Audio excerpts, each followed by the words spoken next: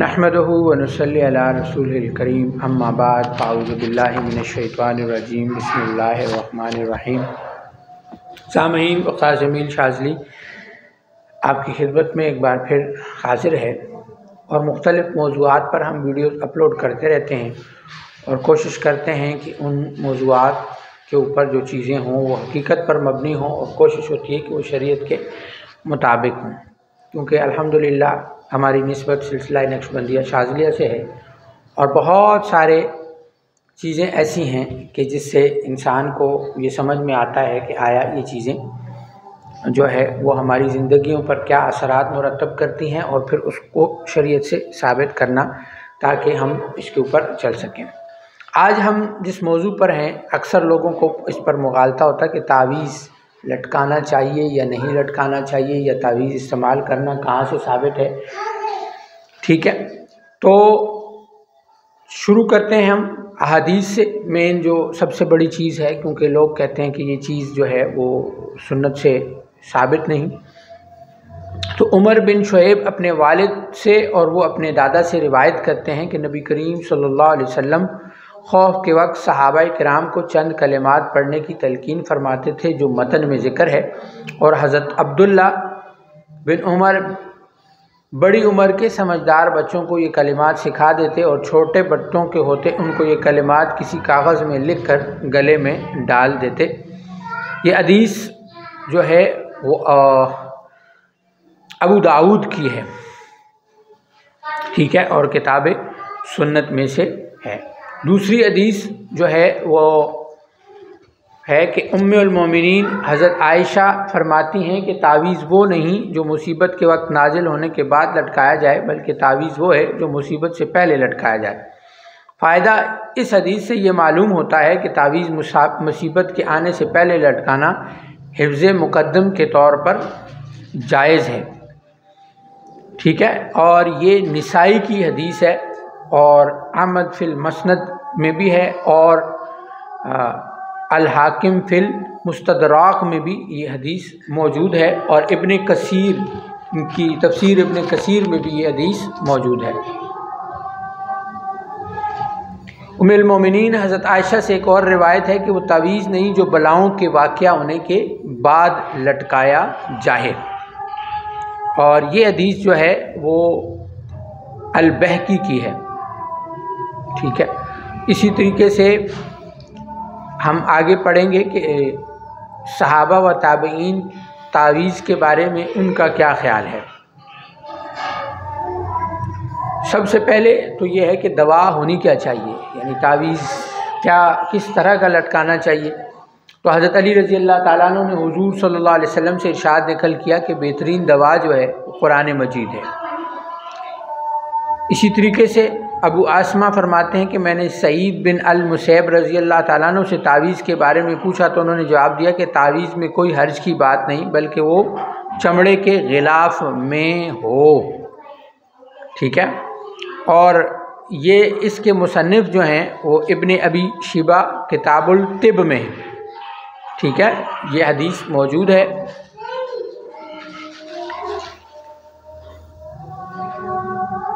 अब यहाँ पे आप देख सकते हैं कि किस तरीके से सहाबा इन चीज़ों के, अब सहाबा से ज़्यादा तो कोई इल्म जो है वो नहीं जानता। इसी तरह यूनुस बिन खब्बाब रज़ी अल्लाह ताला अन्हु फरमाते हैं कि मैंने अबू जाफ़र से बच्चों के तावीज़ के बारे में पूछा तो उन्होंने इजाज़त दे दी कि दुरुस्त है।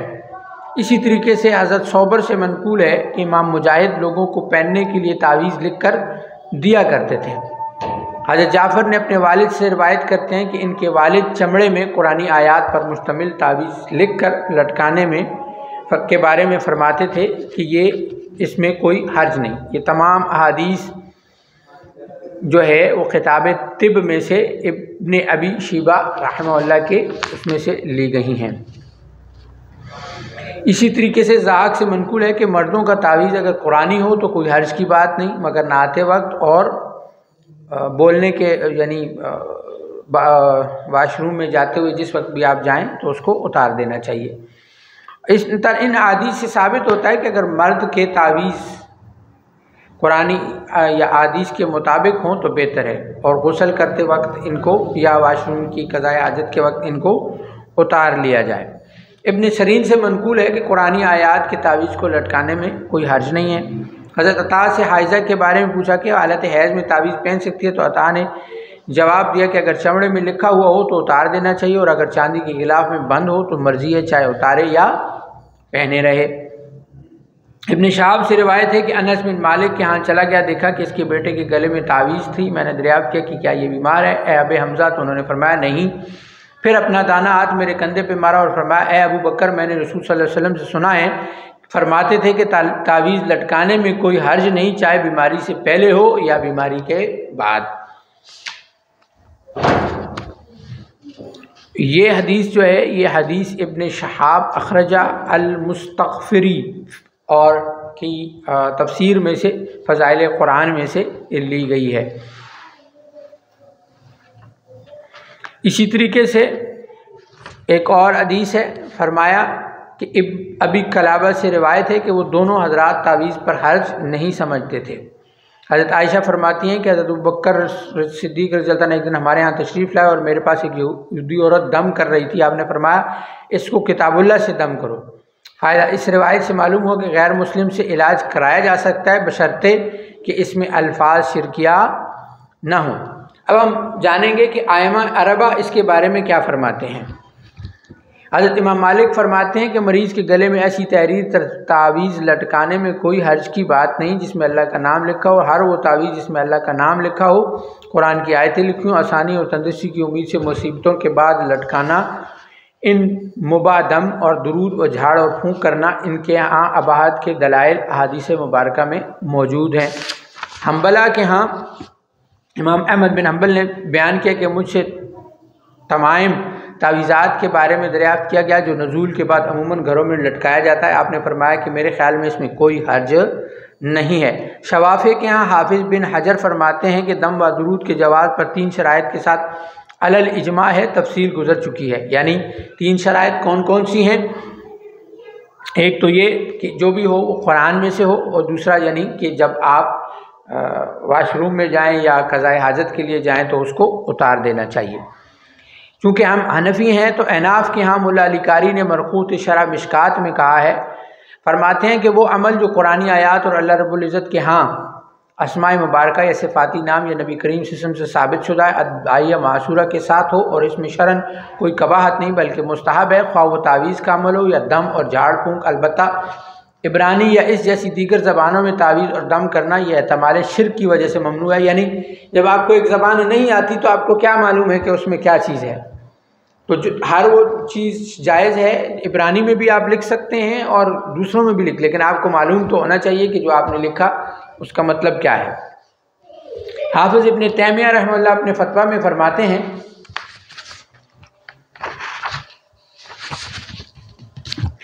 کہ عورت اگر درد ذا میں مبتلا ہو اور زچگی میں تکلیف میں ہو، کوئی بھی بیماری ہو، تو یہ مندرجہ بالا کلمات کسی کاغذ پر لکھ کر پلا دیے جائیں، یا اس پانی کو ناف کے نیچے چھڑکا جائے، یا برتن میں لکھ کر پلایا جائے، یا کسی کاغذ پر لکھ کر عورت کی ران پر باندھ دیا جائے، یا بیمار کو یہ کلمات پانی پر دم کر کے اس پانی سے نہلایا جائے تو شفا ہوگی۔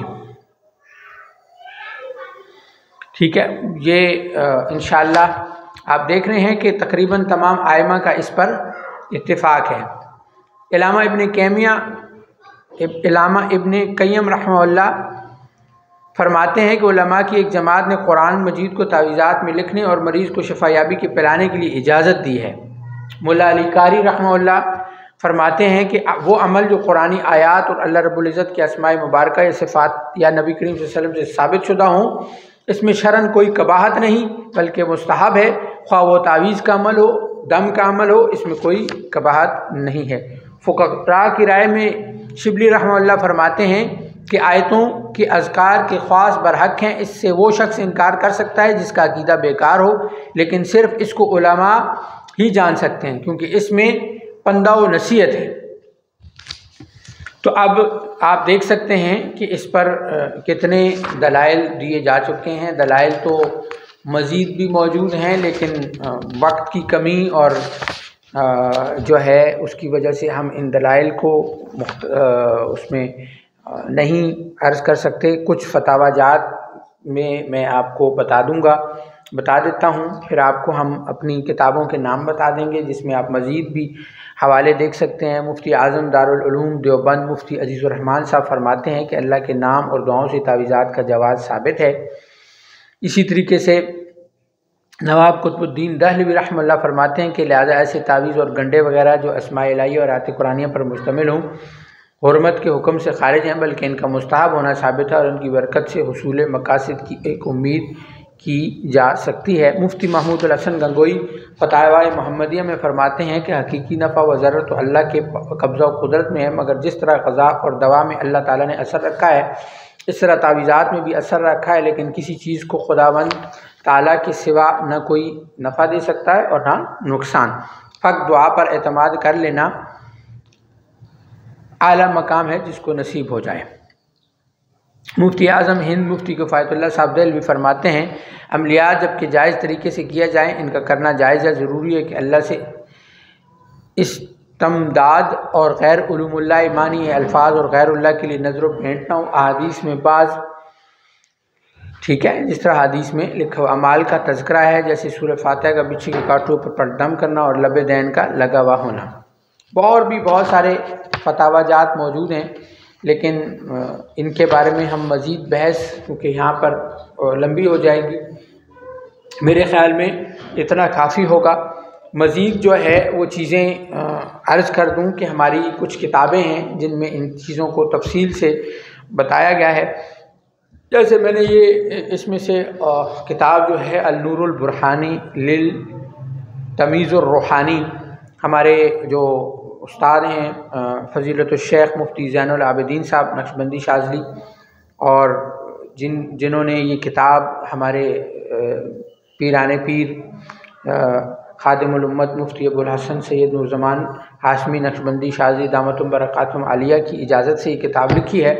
اس میں تقریباً بہت ساری ایسی چیزیں ہیں جن کے ذریعے سے آپ جو ہیں وہ بہت ساری ایسی چیزوں کے سوالوں کے جوابات اور اس کے ساتھ ساتھ عملیات سیکھ بھی سکتے ہیں، اور عملیات سیکھنے کے لیے جو ہے وہ چیزیں اس میں موجود ہیں۔ تو اب اس میں جو ہے مزید معلومات کے لیے آپ ہم سے رابطہ بھی کر سکتے ہیں۔ ہمارے چینل کو سبسکرائب کریے اور لائک بھی کریں ہماری ویڈیو کو، اور اس کو آگے بھی شیئر کریں تاکہ لوگوں کو اس کے بارے میں معلومات ہو سکے۔ مزید جو ہے وہ انشاءاللہ دوبارہ آپ کی خدمت میں حاضر ہوں گا۔ السلام علیکم ورحمۃ اللہ وبرکاتہ۔